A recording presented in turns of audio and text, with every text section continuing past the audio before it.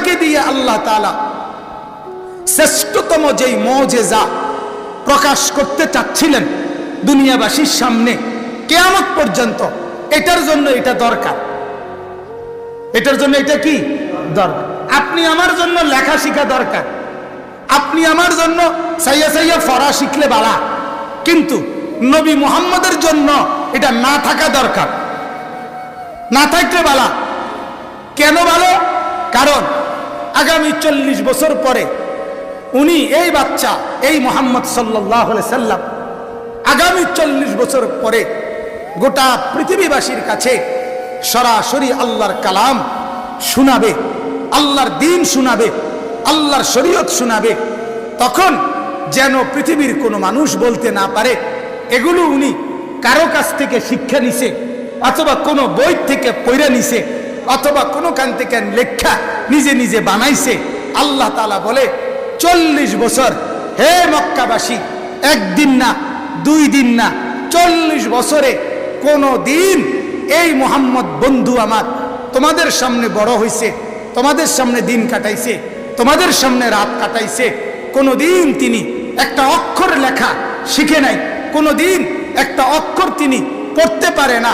তাহলে দুনিয়ার কোনো মানুষ থেকে উনি শিখে নাই, দুনিয়ার কারো কাছে উনি লেখে নাই। অতএব এগুলো উনার, এই কোরআন আজকে যে বলতেছে 40 বছর বয়সে, এগুলো উনার নিজের লেখাও না, এগুলো কারোর থেকে শূন্য ফইরা বই ফইরা কথাও না, ওরা সরাসরি আমি আল্লাহর কালাম। নাই তো যে লোকটা লিখতেও জানে না, যে লোকটা সাইয়া সাইয়া পড়তেও পারে না, সে নিজের থেকে বানাইয়া বলবো কেমনে? কথা বলেন না কেন? কিভাবে বলবে সে? কিভাবে সম্ভব? কথা বুঝছেন কি না বলেন? কিভাবে সম্ভব? আপনি বলেন একটা লোক আপনার সরাসরি আমি দেখছি, আমি দেখছেন 30 বছর ধরে, সে মূর্খ, দুনিয়ার লাইনের কোনো পড়ালেখা নাই, এখন হঠাৎ করে আল্লাহর কথা চমৎকার সুন্দর করে বলতেছে। আপনি কি এটা তো অবাক হবেন না? কেন অবাক হবেন? যে তার তো এরকম বলার কথা না। তখন আপনি কি বুঝে নিবেন? সরাসরি এটা আল্লাহ প্রদত্ত, ঠিক কিনা বলেন? এই জন্য আল্লাহ তাআলা চাইছেন আমি আমার বন্ধুকে দিয়ে কোনো একটা অক্ষর লেখাবো না, কারো কাছে পড়াবো না, যাতে করে দুনিয়াবাসী বুঝে যে একটা লোক যে লিখতেও জানে না, পড়তেও জানে না, এরপরও উনি এত বড় শ্রেষ্ঠ দামি কথা কোরআন কিভাবে পড়ে, কিভাবে বলে, এত সুন্দর জীবন সাজায়, কিভাবে হাঁটবে, কিভাবে উঠবে, কিভাবে বসবে, কিভাবে চলবে, কিভাবে খাইবে, কিভাবে ঘুমাবে, কিভাবে হাসবে, কিভাবে কাঁদবে, কিভাবে কথা বলবে, কিভাবে উপরে উঠবে, কিভাবে নিচে নামবে, কিভাবে বাজারে চলবে, কিভাবে ঘরে চলবে, এই সব কিছু এত সুন্দরে সাজাইয়া দিল নিজে নিজে। কেমনে সম্ভব? যে লোকটার পড়া নাই, যে লোকটার লেখা নাই। তাহলে এটাই প্রমাণ করে এটা সরাসরি আল্লাহ কর্তৃক, ঠিক কিনা বলেন না? আল্লাহ। এই জন্য রাসূলুল্লাহ সাল্লাল্লাহু আলাইহি সাল্লামের জন্য আল্লাহ তাআলা বলেন উম্মি, দুনিয়ার লেখা জানে না, দুনিয়ার পড়া পড়তে পারে না দেখে দেখে, এটা তোমাদের জন্য দোষ হইতে পারে, আমার বন্ধুর জন্য এটা গুণ। ঠিক যেমনি ভাবে অহংকার এটা তোমাদের জন্য দোষ হইতে পারে, আমি আল্লাহর জন্য এটা গুণ। অহংকার আল্লাহর জন্য কি গুণ? গুণ। নবীজি সাল্লাল্লাহু আলাইহি সাল্লাম এজন্য আল্লাহ তাআলা ওনাকে উম্মি বানাইছেন। এই কথা রাসূলুল্লাহ সাল্লাল্লাহু আলাইহি সাল্লামের ইহানত না, এটা নবীর অপমান না, এটা নবীর কি না বলেন না? অপমান, বরং এটা মুজিজা, বরং এটা কি বলেন? আল্লাহ দেখাইছেন একটা লোক একটি অক্ষর লিখতে পারে না, একটা বাক্য সাইয়া সাইয়া পড়তে পারে না, সে কিভাবে এই কথা বলে? আলিফ লাম মিম যালিকাল কিতাব, এগুলো কিভাবে বলে? সে নিশ্চয়ই আল্লাহর পক্ষ থেকে আছে, এজন্য বল, এজন্য বল। এজন্যই আল্লাহ তাআলা প্রমাণ করছেন যে তোমরা যদি সাহস হয়, যদি মনে হয় এগুলা মুহাম্মদের বানানো, যদি মনে হয় তার রাত্রে বসে বসে লেখে, অথবা অন্য কারো বই টই ফইরা তারপরে এগুলো সাজাইছে সুন্দর কথা, তাহলে তোমরাও এর সমান বানাও। আল্লাহ বলছে কিনা? কথা কর, মক্কাবাসী পারছে? পারছে? একবারও আজকে পর্যন্ত পারছে কেউ? আরে কেন পারল? কারণ এটা যে আল্লাহর পক্ষ থেকে। মানুষের বানানো হইলে কবিতা দেখে কবিতা লেখা যায়, লেখা যায় কিনা? গল্প দেখে গল্প লেখা যায়। স্যারেরা শিক্ষকেরা বাড়ির কাজ দেয় না, এটা দেখে দেখা এই যে তোমারে কয়টা করাইয়া দিলাম, এবার তুমি নিজে নিজে লেখো। প্যারাগ্রাফ লেখে, ভাব সম্প্রসারণ লেখে। তাইলে বোঝা গেল মানুষের বানানোটা আরেকজনও বানাইতে পারে, কিন্তু যেটা আল্লাহ তাআলা রেডি করে দিছেন সেটা আর কেউ বানাইতে পারে না। এজন্য উম্মি এটা আল্লাহর নবীর সিফাত। এটা দোষ না সিফাত? বলেন, এটা দোষ না গুণ? গুণ, এটা গুণ। চলেন এরপরে আল্লাহ তাআলা বলেন 4 নাম্বার, আল্লাযী ইয়াজিদুনাহু মাকতুবান ইনদাহুম ফিত তাওরাত ওয়াল ইনজিল। আল্লাহ তাআলা বলেন 4 নাম্বার হলো, 1 নাম্বার হলো রাসূল, বলেন তো কি? 2 নাম্বার নবী, 3 নাম্বার উম্মি, 4 নাম্বার হলো আল্লাহ তাআলা বলেন পিছনের আসমানি কিতাব তাওরাত এবং ইনজিল আমি আল্লাহ তাআলা আমার এই বন্ধুর নাম, আলোচনা, সিফাত, গুণাগুণ, বৈশিষ্ট্য, পরিচয়, চেহারা, আকার আকৃতি, তার আখলাক চরিত্র সবকিছু আমি আল্লাহ পিছনের কিতাবগুলোতে স্পষ্ট বলে দিই। আল্লাযীনা হুম ফি সালাতিহিম খাশিউন ওয়াল্লাযীনা হুম আনিল লাগযি মুরিদুন ওয়াল্লাযীনা হুম লিয-যাকাতি ফাঈলুন। এভাবে বহুতভাবে বারবার আল্লাহ তাআলার কোরআনের নিয়ম যে যাকাত, নামাজ পাশাপাশি আলোচনা। যে নামাজ পড়বে সে যাকাত দিবে, যে যাকাত দিবে সে নামাজ পড়বে। কিন্তু হযরত বলেন আমরা করছি কি? আমরা কেমনে জানি কৌশলে আমাদের মুখ দিয়া এখন ফরহেজগার, দিনদার, নেককার এটা বলার জন্য আমরা বলি যে লোকটা নামাজ রোজায় ভালো। আবার আমরা জিজ্ঞাসা করি নামাজ রোজায় কেমন? কথা বুঝছেন কিনা? হযরত বলেন যে রোজা তো ঠিক আছে, গুরুত্বপূর্ণ। আল্লাহ তাআলা তো নামাজ রোজা বলে না, আল্লাহ তাআলা তো বলছেন নামাজ, যাকাত। আপনি যাকাতকে সরাই দিলেন কেন? বলা তো উচিত ছিল লোকটি নামাজ আদায় করে কেমন, যাকাত প্রদান করে কেমন, এটা খেয়াল করা। এটা না উচিত, দিনদার ফরহেজগারের জন্য বলা উচিত ছিল। কিন্তু আমরা যাকাত শব্দটা এত কম উচ্চারিত হয়, যার ফলে ঠান্ডা মাথায় কৌশল মাল আর সম্পদের, আমাদের উপার্জিত টাকা পয়সার একটা গুরুত্বপূর্ণ ফরজ এটা আমরা নামাজি মানুষ, দিনদার, এমনি দেখতে মনে হয় ভালো লোক, কিন্তু ওনারাও বুঝে না, ওনারাও এটার গুরুত্ব দেয়। চাচা নামাজি, কোনো নামাজ মিস নাই, কিন্তু ওনার উপরে কোটি কোটি টাকা, লাখ লাখ টাকা, হাজার হাজার টাকা যাকাত ফরজ আছে, কিন্তু ওনার খবর নেই। প্রত্যেক বছর যাকাত ফরজ হয়, কিন্তু উনি বোঝেও না, জানেও না, জানার চেষ্টাও করে। এটা নিয়ে আলাপ না হলে ভালো, কৌশলে এটাকে একদরে দূরে সরে। আপনি মসজিদেরই বয়ান, শত শত বয়ান খেয়াল করবেন, এই নিয়ে আলোচনা করেন, মোটেই না, কম বললেই চলে। কেন? অথচ যাকাত অনাদায়ের শাস্তি। যাকাত যিনি আদায় করবে না, আল্লাহর রাস্তায় নিজের মাল খরচ করবে না, আল্লাহ তাআলা বলেন ইয়াউমা ইউহমা আলাইহা ফি নারি জাহান্নাম ফাতুকওয়া বিহা জিবাহুহুম ওয়া জুনুবুহুম ওয়া যুহুরুহুম হাদা মা কানাসতুম লিআনফুসিকুম ফাযুকু মা কুনতুম তাকনিজুন।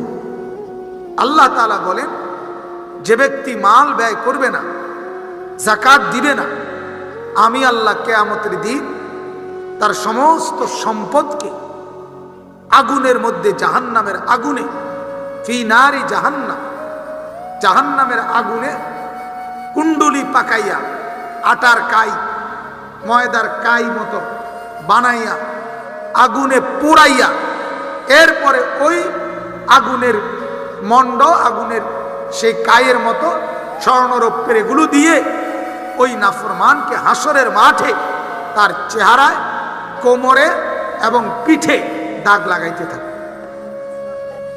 এ তো কোরআন। ফাতুকওয়া বিহা জিবাহু, কপালে দাগ লাগানো হবে। ছোটবেলায় আপনারা তো মুরব্বীরা দেখছেনই, আমিও ছোটবেলায় এক দুইবার দেখছি। আগে আমরা গ্রামে দাদার বাড়ি, নানার বাড়িতে গরুরে দাগ লাগাইত। এই মুখ হা কইরা এক ধরনের লোক আপনার গ্রামে হাইটা হাইটা, এটা কি করতো, ঘোষ, দাগ দাগ, সোনালি দাগ, এরকম সুন্দর সুন্দর কথা কইতো এরা, সুরে সুরে বলতো। এগুলা দিয়ে গরুরে দাগ দিত, ছুরির মতো, কাচির মতো, ইয়া দিয়ে আগুনে পোড়াইয়া। তো আল্লাহ তাআলা বলেন, ঠিক তোমার স্বর্ণ রৌপ্য টাকা পয়সাগুলোকে আমি আল্লাহ ফেরেশতাদেরকে দিয়ে আগুনে পোড়াইয়া সেটা দিয়ে কপালে, কোমরে, পিঠে দাগ লাগাবো। হ্যাঁ, হাদা মা কানাসতুম লিআনফুসিকুম। এবং বলা হবে, ফেরেশতা বলবে, ও আল্লাহর বান্দা, এটা সেই দাগ, সেই সম্পদ যা তুমি আল্লাহর রাস্তায় খরচ না করে নিজের জন্য জমা করছিলে। ফাদুকু, অতএব যা জমা করছিলা, যাকাত না দিয়ে, ফিতরা না দিয়ে, সাদাকা না করে, দান না করে, আজকে সেই জমানোর শাস্তি ভোগ করো। জন্য বাপ, এটা শুধু হুজুর বলছি আমি, আপনি শুধু শুনে গেছেন, হ্যাঁ, বিষয়টা এমন না। গুরুত্ব দেওয়া উচিত। বর্তমান সমাজে শতকরা 95% বেশি মুসলমানের উপরে প্রত্যেক বছর যাকাত ফরজ হয়, পুরুষদের উপরেও মহিলাদের উপরে। এটাই সত্য, সবার উপরে। খুব কম বাদ যাবে, খুব কম। টাকা জমায় না এমন মানুষ একেবারেই কম। কথা বলেন না, খুবই কম, খুবই কম। প্রায় সবাই টাকা জমায়। আর মাত্র 50,000 টাকা কারো কাছে যদি এক বছর সংসারের খরচ, প্রয়োজনের, জরুরতের অতিরিক্ত জমা থাকে, মাত্র 50,000 টাকা, তো ওই ব্যক্তির উপরেই যাকাত ফরজ। 52.5 ভরি রূপার দাম, একটু কম বেশ হয়, কখনো 43,000 টাকাও হয়, কখনো 47,000 টাকাও হয়। এক বছর জমা আছে, তার উপরে যাকাত ফরজ। অসংখ্য মহিলাদের কাছে যাকাত ফরজ হয়।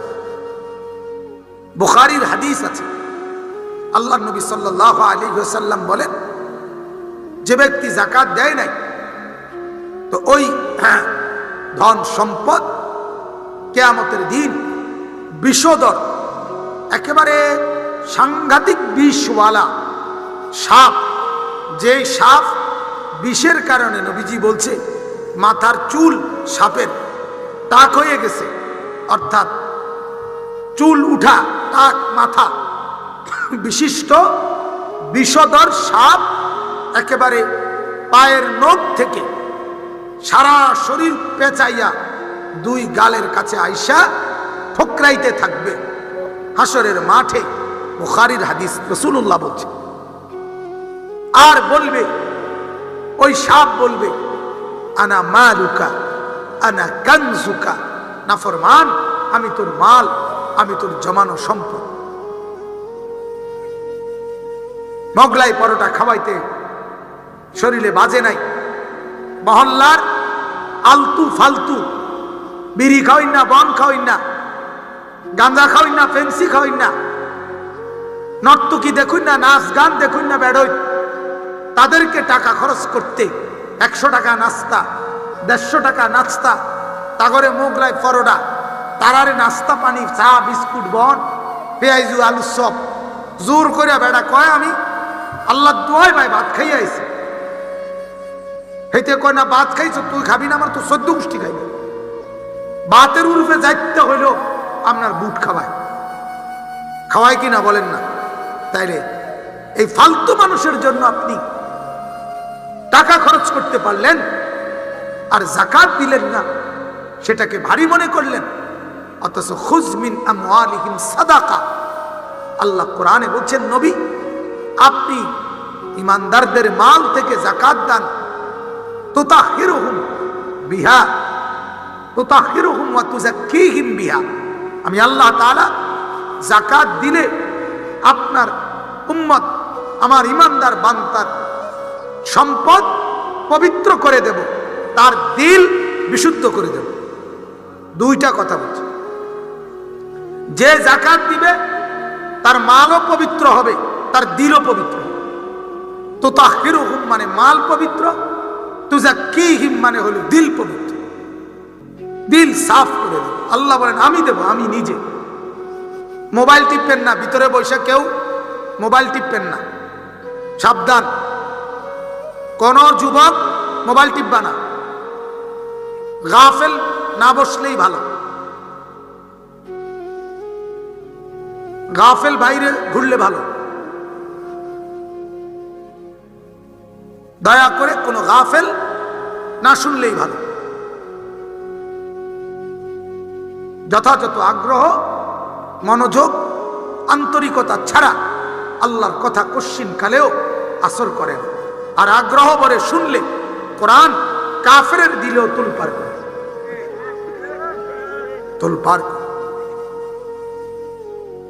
এক পুকুরের মধ্যে একটা ছোট্ট পাথরের কণা ফেললেও পুকুরের পানি একটু নড়ে চড়ে। আর লাখ লাখ মুসলমান আল্লাহর কোরআন শুনবার পরেও তার দিলে একটু একটু নড়াচড়াও করে না। পাথর দিন, আসান দিন, আসান দিন। আল্লাহর কোরআন যার দিলে খুব আসরে করলো, একটু নড়াচড়াও হইল, একটু ভাবনাও তৈরি হলো, কি বললো মানা। আরে বলছে হুজুরের কথা হুজুররা বলবেই, অথচ এটা হুজুরের কথা কি? হুজুরের তো কোনো কথাই নাই। কথা বলেন না, হুজুরের কি কথা? কথা তো আল্লাহর কথা। জন্য এক পাথর যদি পুকুরের মধ্যে একটু নড়াচড়া করে, পাথর ফেললে তোমার আমার দিলে, আপনার আমার দিলে কেন আল্লাহর কথা আসর করবে না কেন? এজন্য বাপ অনুরোধ করলাম, আপনারা আমরা আল্লাহর দেওয়া এই মালের বিধান, এটার দিকে নজর দেওয়া উচিত। আলেমদের থেকে জেনে নিবেন, বুঝে নিবেন যাকাত কিভাবে ফরজ হয়। যাকাত হলো ফরজ ইবাদত, সম্পদ থেকে যাকাত দেওয়া। আর এমনি আপনি যদি মসজিদে পুরা টাইলসও দেন, আপনি এই গোটা মসজিদ যদি 10-12 করে দেন, তারপরও আপনার উপরে যদি 1 টাকা যাকাত ফরজ হয়, সেটা যদি না আদায় করেন, আল্লাহর কসম মসজিদ পুরা 10 বার করে দিলেও ওই 1 টাকা যাকাতের সমান হবে না। এটা ফরজ, ফরজ ফরজই। যাকাত গুরুত্বপূর্ণ। আপনি 10,000 টাকা দিয়ে স্লোগান লইয়া বাইতে গেলেছেন, নারে তাকবীর জনাব উমুক, হ্যাঁ বাইত গিয়া কইলেন, দিছে স্লোগান দিছে, স্লোগান লইয়া বাইতে গেলাইলেন যাকাত। হ্যাঁ বলে তাহলে দান সদকা করতাম না? অবশ্যই করবেন। আখেরাতে যদি নাজাত চান দান করতেই হবে, যাকাতও দিতে হবে, ফিতরাও দিতে হবে, সাদাকাও করতে হবে।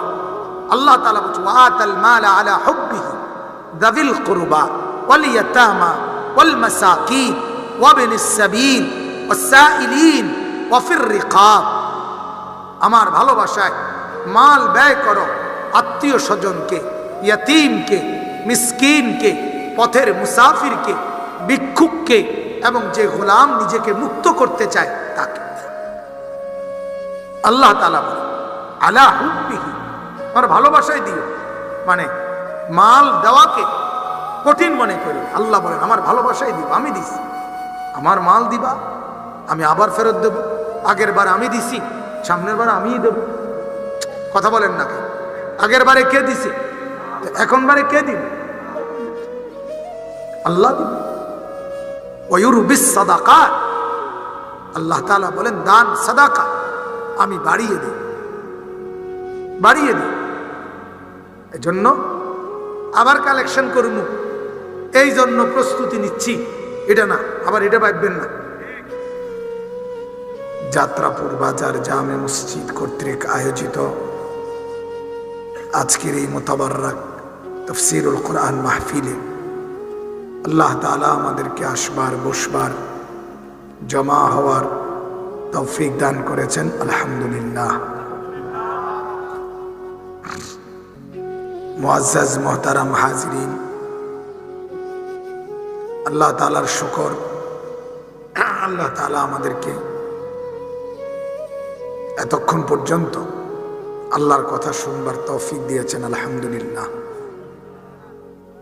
হযরত উলামায়ে কেরাম আপনাদের কাছে লম্বা সময় দ্বীনি নসিহত করেছেন, মসজিদের জন্য আপনাদের সহযোগিতা কামনা করেছেন, আলহামদুলিল্লাহ। আপনারা বয়ানও শুনেছেন, দানও করেছেন। আল্লাহ তাআলা আপনাদের উভয় আমলের মধ্যেই বরকত দান করেন। মূলত এটা সবসময় মনে রাখবেন, আল্লাহ তাআলা প্রত্যেকটা ইমানদারের কাছে, মুমিনের কাছে জান এবং মালের সমানভাবে ইবাদত চায়। আল্লাহ তাআলা চায় বান্দা তুমি জানও খরচ করো, মালও খরচ করো, সমান তালে, সমান তালে। এই দুইটাই আল্লাহ তাআলা বলেন আমি সমান তালে চাই। এজন্য আপনারাও শুনেছেন কোরআনুল কারীমের মধ্যে যত জায়গায় নামাজের কথা বলা হয়েছে, তো প্রায় সব জায়গায় যাকাতের কথাও বলা হয়েছে। নামাজ তো নিজের দেহের জানের ইবাদত, যাকাত মালের ইবাদত। বহুভাবে আল্লাহ তাআলা এই কথা এটা বলছে, বিআমওয়ালিহিম ওয়া আনফুসিহিম, বিআনফুসিহিম ওয়া আমওয়ালিহিম। আল্লাহ তাআলা বলেন আমি তোমার ঈমান, তোমার মুজাহাদা, আমার রাস্তায় তোমার জিহাদ সবটাই চাই, জানেও মালেও। এজন্য পাকিস্তানের একজন বড় বুজুর্গ আছেন, ছিলেন হযরত মাওলানা মুফতি রশিদ আহমদ লুধিয়ানভি রাহমাতুল্লাহ আলাইহি। এই উপমহাদেশের একটা বিখ্যাত ফতোয়ার কিতাব আছে, আহসানুল ফতোয়া। এই কিতাবের তিনি লেখক, অনেক বড় জগৎ বিখ্যাত ফকিহ আলেম ছিলেন, যিনি কখনোই হুঁশ থাকা পর্যন্ত ঘড়ি দেখে টাইম বলতেন না, বরং আকাশের দিকে তাকাইয়েই সময় বলতে পারতেন। এটা ওনার একটা বৈশিষ্ট্য ছিল। অনেক মুহাক্কিক, গবেষক এবং জানবাজ মুজাহিদ হিম্মতওয়ালা আলেম ছিল। পাকিস্তানে উনি যখন খুতবা দিতেন জুমার মসজিদে, তো চতুর্দিকে অস্ত্রধারীরা ওনার জন্য গার্ড হিসাবে পাহারা দিতেন, এরকম বড় মাপের। ওনার এক বয়ানের মধ্যে আমি পড়ছিলাম, উনি একদিন বলেন যে ইবলিস শয়তান বহুভাবেই আমাদেরকে ধোঁকা দেয়। এই ধোঁকার একটা কৌশল হলো, উনি বলেন যে ইবলিস আমাদের জবান দিয়া আল্লাহ তাআলার কথার ব্যতিক্রম শব্দ বের করে। যেমন আল্লাহ তাআলা কোরআনের সব জায়গায় নামাজের আলোচনার সাথে যাকাতের আলোচনা। লাকাদ জাআকুম রাসূলুম মিন আনফুসিকুম, আল্লাহ তাআলা বলেন তোমাদের মানুষ সম্প্রদায় থেকে আমি তাকে বানিয়েছি। তাকে জিন বানাই নাই, তাকে ফেরেশতা বানাই নাই, আমার বন্ধুকে আমি ইনসান বানিয়েছি। কি বানাইছেন বলেন না, কি বানাইছেন? একবার না, কোরআন এটা বারবার বলছে, বারবার। লাকাদ জাআকুম রাসূলুম মিন আনফুসিকুম, এই মিন আনফুসিকুম অর্থ হলো তোমাদের মাঝ থেকে তোমরা যেমন ইনসান, এরকম ইনসান বানাইছি, ইনসান। হুয়াল্লাযী বাআসা ফিল উম্মিয়িনা রাসূলাম মিনহুম, এই মিনহুম অর্থ ইনসান। লাকাদ মান্নাল্লাহু আলাল মুমিনিনা ইয বাআসা ফীহিম রাসূলাম মিন আনফুসিহিম, এটা অর্থ ইনসান। আল্লাহ তাআলা বলেন, বারবার বলতেছি তিনি ইনসান, তিনি ইনসান, তিনি মানুষ, তিনি মানুষ, তিনি তোমাদের সঙ্গী, তিনি তোমাদের সাথী, তিনি তোমাদের আপনজন। আপনজন কি না বলেন? আপনজন না, এটা বললে আমরা যারা কওমি মাদ্রাসার হুজুর, আমরা গাইল লাইয়া এক কিনার করে একটা উড়াইয়া লাই গাইল, এই ওয়াহিবের ফুতাই কইয়া উড়াইয়া, আমরা ওয়াহাব, আমরা ওয়াহাবিও, ওয়াহাবির ফুতো, আমরা নবীর দুশ্মন, আমরা দুশ্মনের রসুল। হ্যাঁ বেটা, আশেকের রসুল না, আশেকের রসুল। হ্যাঁ, জিলাফি ছাড়া একবারও নবীর রূপে দুরুদ পড়ে না। হ্যাঁ বেটা, আশেকের রসুল। আর আমি জিলাফি ছাড়া সকালেও 100 বার দুরুদ পড়ি, সন্ধ্যায়ও 100 বার দুরুদ পড়ি। যতবার নবীর নাম বলি ততবার দুরুদ পড়ি, যতবার নামাজ পড়ি ততবার নবীর দুরুদ পড়ি। আমি আশেকের রসুল না, আমি আশেকের রসুল। হ্যাঁ, আলাপের আর জায়গা পান না। হ্যাঁ, আলাপের আর জায়গা নাই। আমার মতো মানুষ নবী ওয়াহাবিরা কয়, এইটি কইয়া গায় গাইলাই মানুষ অকথ্য গালি গালাস। আমার মতো মানুষ নবী আমরা বলে কইছি। আমার মতো মানুষ নবী মানে কি? আমার মতো, এবারের মতো, এবারের মতো তো কিটা, কি অর্থ কিটা? আমার মতো নবী হবে কেন? নবী ইনসান, তিনি মানুষ। আমার মতো কে করবে? আমার মতো নবী হবে কেন? নবীর মতো না আমি হব? কথা বলেন না কেন? আরে বলেন, সবাই বলেন মিয়া। আমার মতো নবী হবে না নবীর মতো আমি হব? আমি বাম পাও দি, তিনি বাম পাও দিয়ে টয়লেটে ঢুকছে, আমিও তার মতো হব, মানে আমিও বাম পায়ে ঢুকবো। তিনি ডান পায়ে মসজিদে ঢুকছে, আমিও তার মতো হব, আমি ডান পায়ে ঢুকবো। তিনি মিসওয়াক করছেন, আমিও তার মতো হব, আমি মিসওয়াক করব। তিনি এইভাবে যা করছেন আমিও তার মতো অনুসরণ করব।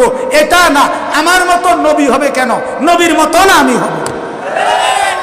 তো তোর মতো নবী, আমার মতো মানুষ নবী ওয়াহাবিরা কয়, আমরা কই না।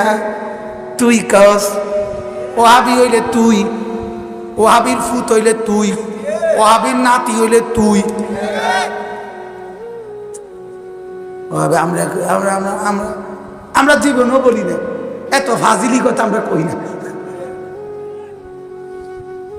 কখনোই বলি না। আমরা সরদারে দু আলম সাল্লাল্লাহু আলাইহি ওয়াসাল্লামকে এই পৃথিবীর ইতিহাসে কওমি মাদ্রাসার উলামায়ে কেরাম কোনদিন নবীর কোন অপমান, কোন বেইজ্জতি সহ্য করে নাই। সবার আগে বাঘের মতো, সিংহের মতো গর্জে উঠছে যারা, তারা উলামায়ে দেওবন্দ, তারা কওমি মাদ্রাসার উলামা।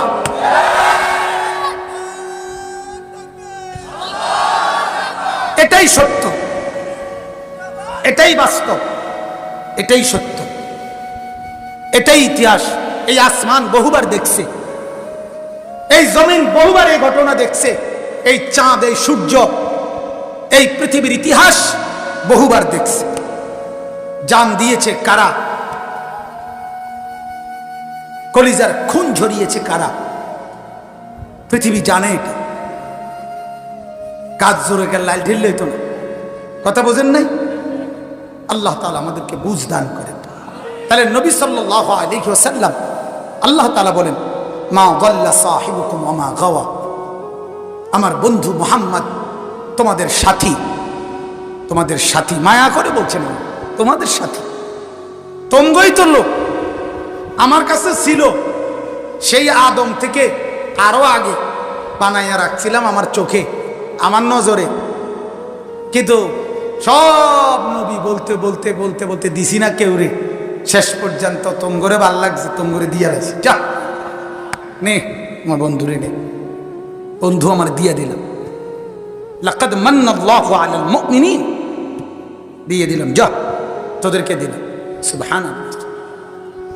শেষ, ওমা ইয়ানতিকু আনিল হাওয়া ইন হুয়া ইল্লা ওয়াহয়ুন ইউহা। আল্লাহ তাআলা বলেন, কথাটা বুঝেন, কেন আমার নবী তোমাদের সাথী মুহাম্মদ সাল্লাল্লাহু আলাইহি ওয়াসাল্লাম, কেন তিনি পথভ্রষ্ট নয়, কেন তিনি বিপদগামী হয় নাই, কেন তিনি কখনোই ভুল পথে যায় নাই, কেন? কারণ তিনি নিজের থেকে একটা শব্দ করে নাই, বলে নাই, এই জন্য।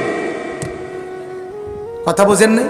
তার মাথার চুল থেকে পায়ের নখ, তার হাসি, তার কান্না, তার আচরণ উচ্চারণ, তার আখলাক, তার চরিত্র, তার কথাবার্তা, তার লেনদেন, তার সব কিছু আমি আল্লাহ ধরে ধরে ধরে ধরে আমি বলে দিছি, আমি ওয়াহি করেছি, এই জন্য কখনোই তিনি গোমরা হয় নাই, পথভ্রষ্ট হয় নাই, পথ হারায় নাই, বিপদগামী হয় নাই। কাজেই নিশ্চিন্তে তুমি তাকে অনুসরণ করতে পারো।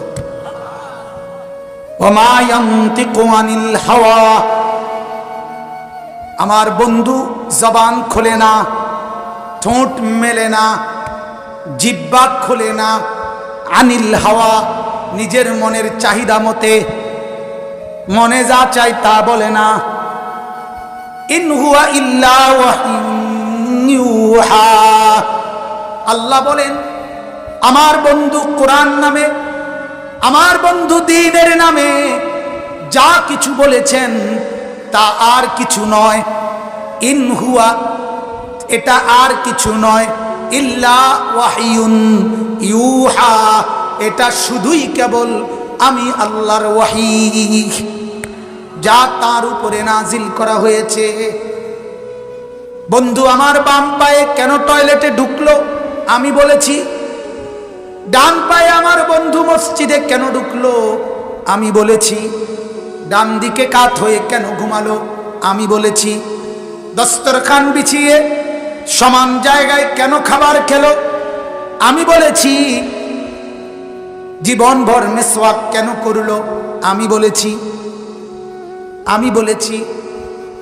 বন্ধু আমার হেসেছে, কান্না করেছে, কথা বলেছে, যা কিছু সব কিছু আমি আল্লাহর পক্ষ থেকে, সুবহানাল্লাহ। এই কোরআন নামে পুরাটা আমি আল্লাহর পক্ষ থেকে, হাদিস নামে পুরাটা আমি আল্লাহর পক্ষ থেকে, সুন্নাত নামে পুরোটা আমি আল্লাহর পক্ষ থেকে, সুবহানাল্লাহ। অতএব অতএব কসম করে বলছি, তোমাদের সাথী মুহাম্মদ কখনোই পথ হারায় নাই, কখনোই বিপদগামী হয় নাই। কেন হয় নাই? নিজের খামখেয়ালি, অপরের অনুসরণ, এতে হেতের থেকে কথা শুনলে, কথা নিলে, বা নিজের মন মতো চললে পথ হারাইবার কথা, ভুল চলবে যাবার কথা, সমস্ত কিছু আমি বলেছি, সেই আলোকে নবী করেছে। অতএব তিনি ভুল করে নাই, ভুল পথে যায় নাই, পথ হারায় নাই। নিশ্চিন্তে তাকে সামনে রেখে অনুসরণ করো, সোজা বন্ধুর সাথে একত্রে জান্নাতে যাইবা। नक्शे कदम नबी के है, सुन्नत जन्नत के रास्ते, अल्लाह से मिलाते हैं सुन्नत के रास्ते। আল্লাহর সাথে মিলবা সুন্নতের রাস্তা, নবীর কদম মতে চলবা জান্নাতের রাস্তা। এজন্য আমার অনুরোধ, আজকে আমরা সর্বশেষ এই কথার উপরে আমরা আমাদের কথা শেষ করলাম। জীবনের সব কিছুতে আমরা অনুসরণ করব প্রিয় নবী সাল্লাল্লাহু আলাইহি ওয়াসাল্লামকে। বলেন ইনশাআল্লাহ। অল্প অল্প করে সুন্নতের আমল বাড়ান। মুরব্বীরা, আপনাদের কাছে অনুরোধ, আপনারা সুন্নত মানেন, জওয়ান ভাইরা, আপনারাও সুন্নতের অনুসরণ করেন, নবীর তরিকা গ্রহণ করেন, নিজের খামখেয়ালি মতে যুক্তি দিয়া জীবনটা বরবাদ করেন না। বুড়ারাও কবরে যাবেন, জওয়ানরাও কবরে যাবেন। কবরে আমাদেরকে যেতেই হবে, ইচ্ছা করেন আর না করেন, পছন্দ করেন আর না করেন, কবরে যাবেন নিশ্চিত। তার আগেই রাসূলুল্লাহ সাল্লাল্লাহু আলাইহি সাল্লামের সুন্নতের উপরে জীবনকে তুলবেন। বলেন ইনশাআল্লাহ, বলেন ইনশাআল্লাহ। 5 ওয়াক্ত নামাজ জামাতের সাথে সবাই পড়বেন, হালাল হারাম বেছে চলবেন, সুন্নত মোতাবেক জিন্দেগি কাটাবেন, সব মানুষকে কষ্ট দেওয়া থেকে বিরত থাকবেন, আল্লাহ পাকের জান্নাতে চলে যাবেন। নবীজি বলছেন যে হালাল খায়, সুন্নত মোতাবেক আমল করে, কোনো মানুষকে কষ্ট দেয় না, সে জান্নাতে প্রবেশ করে। আল্লাহ তাআলা আমাকেও তৌফিক দেন, আপনাদের সকলকে তৌফিক দেন। একটা ছোট্ট অনুরোধ, এখন এশার নামাজের আজান হবে, দয়া করে ছেলেরা অনুরোধ করছি, ভাই তোমাদের জন্য আমি হৃদয়ের সবটুকু দিয়ে বলছি, দয়া করে তোমরা এশার নামাজ না পড়ে ভাইয়া এদিক সেদিক যাইও না, দোকানপাট এগুলোর মধ্যে যাইও না ভাই।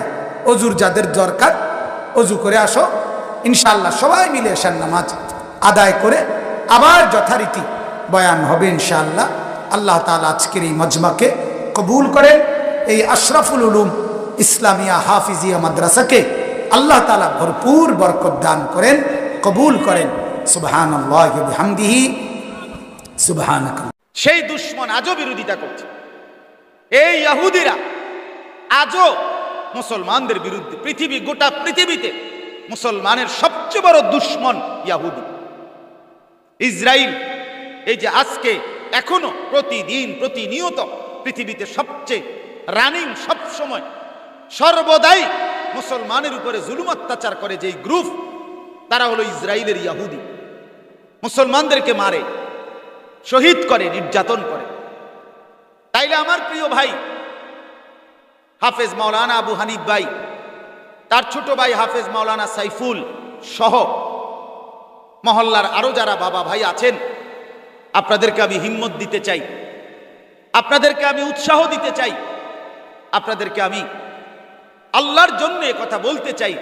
হিম্মত হারাবার কোনো দরকার নাই, হিম্মত হারাবার কোনোই প্রয়োজন নাই। ইনশাআল্লাহ আল্লাহ চাইলে, আল্লাহ রহম করিলে, আল্লাহ দয়া করিলে এই মাদ্রাসাও একদিন বড় সড় দারুল উলুম হবে ইনশাআল্লাহ। আমরা সবাই দোয়া করি তো ইনশাআল্লাহ। আল্লাহ তাআলা ভরপুর কবুল করেন। আজকে আমাদের বুজুর্গরা কথা বলবেন, নসিহত করবেন ইনশাআল্লাহ, আল্লাহওয়ালারা কথা বলবেন। মাদ্রাসা, আমার শায়েখ আল্লামা মুফতি মুশতাকুর নবী কাসেমি হযরত বলেন যে মাদ্রাসা হচ্ছে উম্মতের ঈমান আমল হেফাজতের আখেরি ঠিকানা, শেষ ঠিকানা। মাদ্রাসা শেষ ঠিকানা উম্মতের ঈমান আমল পাহারাদারি। এজন্য মাদ্রাসা থাকবে, ঈমান ইসলামের জয়গান থাকবে। মাদ্রাসা থাকবে তো আল্লাহর দ্বীন সজীব থাকবে, সতেজ থাকবে, আল্লাহর দ্বীন চালু থাকবে। কোন মহল্লার একটি মাদ্রাসা, কোন মহল্লায় নিশ্চিত বিশ্বাস করেন ওই মহল্লাবাসীর জন্য আল্লাহ তাআলার সবচেয়ে বড় ইহসান আর দয়া রহমের জায়গা মাদ্রাসা। আমার শায়েখ অনেক সময় বলেন, বহু শহরে বন্দরে রাত্রিভর অনেক গুনাহ চলে, জিনা, ব্যভিচার, মদ, জুয়ার আড্ডা, অশ্লীলতা, বেহায়াপনা, নাচ, গান, নৃত্য শহরগুলোতে চলে রাত্রিবেলা। বিভিন্ন হোটেলে, বারে, রেস্টুরেন্টে, রেস্তোরাঁয় কিংবা কোনো গোপন জায়গায়। তো আল্লাহ তাআলা এই অশ্লীলতা, বেহায়াপনা, গুনাহ আর নাফরমানির কারণে আল্লাহর আযাব দিতে চায় আল্লাহ। কিন্তু এরই মধ্যে যখন রাত 3টা বাজে, 4টা বাজে, বিভিন্ন কোনায় ছোট্ট ছোট্ট মাদ্রাসাগুলো থেকে 8 বছরের, 10 বছরের, 9 বছরের মুসলমানের ছোট্ট বাচ্চা যখন রাত্রি নিশীতে উঠে ওযু করে আল্লাহর কোরআনের সবক নিয়ে হাফেজ সাহেবের কাছে সবক দেওয়ার জন্য হেফজখানায় পড়তে বসে রাত গভীরে অন্ধকারে, তো খোদার কসম আল্লাহ তাআলার রহমতের মধ্যে তখন জোয়ার ওঠে। আল্লাহ তাআলার রহমের উপরে তখন জোশ আসে, তো আল্লাহ তাআলা বলে, হায় নাফরমানদের কারণে আযাব তো দিতে চেয়েছিলাম, কিন্তু আমার এই ছোট্ট বান্দাদের কোরআন পড়ার বরকতে আমি আমার সমস্ত বান্দাদের থেকে আযাব তুলে নিলাম। এজন্য এটা কোন মহল্লাবাসীর জন্য, মাদ্রাসা তাদের অস্তিত্বের জন্য, তাদের নিরাপত্তার জন্য